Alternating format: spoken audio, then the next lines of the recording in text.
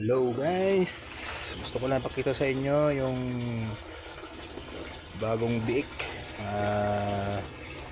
2 linggo na ito dito sa akin. So, medyo may resulta na, lumaki na sila.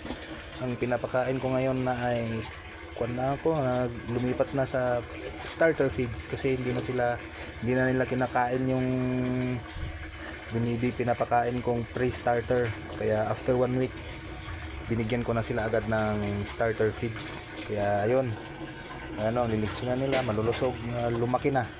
Nakikita mo na yung kaibahan nung bagong dating lang sila dito, at saka after 2 weeks ito na sila. Ayan, so mainit dito sa amin ngayon. Ayan, nalalanta yung mga